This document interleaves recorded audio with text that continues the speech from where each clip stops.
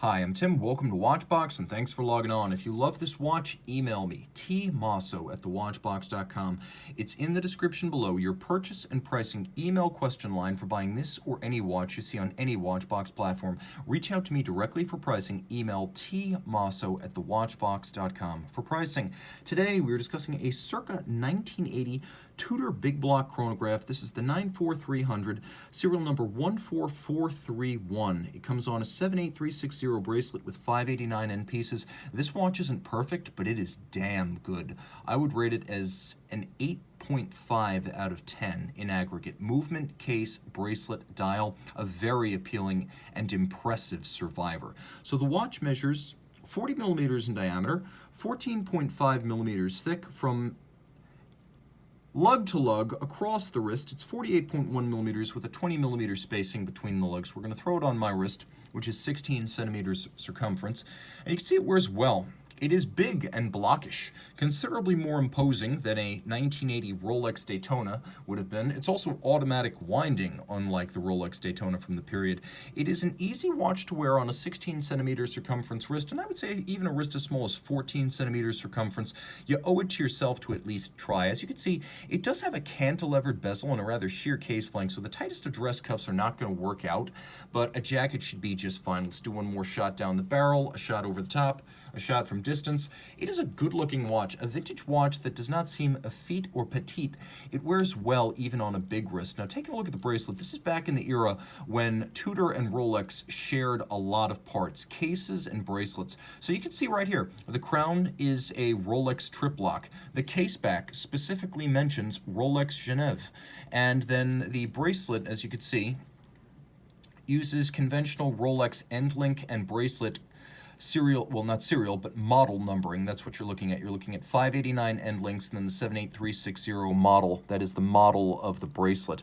Of course, as now, removable links fixed by screws, now and then consistent across Rolex Oyster bracelets, and you can see that's exactly what this is. Hollow end links, hollow center links. It has that Rolex rattle from the period. But what really strikes me about this example is how robust it feels and how little play there is. There's the rattle that comes from hollow center links, but not the rattle that comes from wear or bracelet stretch. This is remarkably intact. You could see the internal of the clasp, of course, remarkably sharp, crisp, well-defined. Let's try to get that better in the light. You can really see it right here.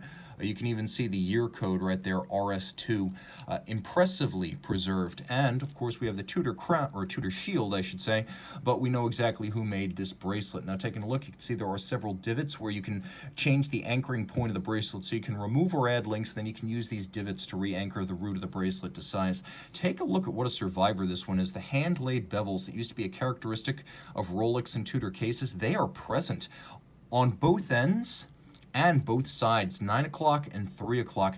This is usually the first thing to go over the years with excessive wear and bad refinishing. Not only are the lugs beautifully symmetrical and full, but you could see those bevels at all four corners, and note how deeply recessed the spring bars are on this watch. That's showing you just how much metal remains in the lug profiles. It's deeply impressive, pun intended. Screw down crowns, screw down pushers. In its day, this would have been a 100-meter case, but I would recommend that as a vintage watch now over 40 years old, you not test the theory.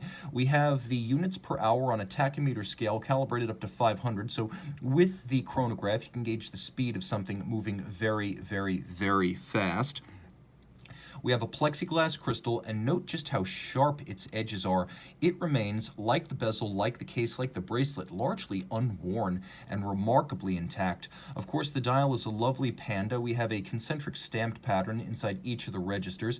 Then we have a silver sunburst that radiates out from the center. An upscale dial for its time. It featured applique indices and logo rather than the printed features you would have expected in this price range. Now, it is an original factory tritium dial, hands as well as individual index plots. The hands are probably the roughest part of the whole watch. You can see there are marks of oxidation and handling on the hands as well as on the indices, but the fact that they are original, I consider to be an advantage. True, you could have removed them and refinished the dial. I prefer it this way. This one has been preserved, not restored, and as with cars, that's generally how you want your watches. We have a silver date disc And this is a Valjoux 7750. Going strong then, going strong today. It is the ubiquitous chronograph. You could see that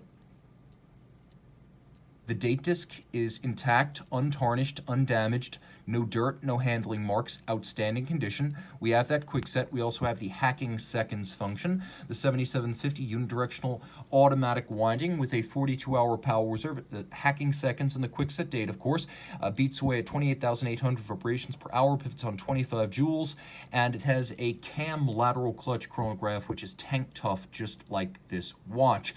A remarkable survivor and a great way to get into the world of vintage Rolex. This is the Rolex Extended Universe with many shared parts. And of course, Tudor is a wonderful collection theme in its own right.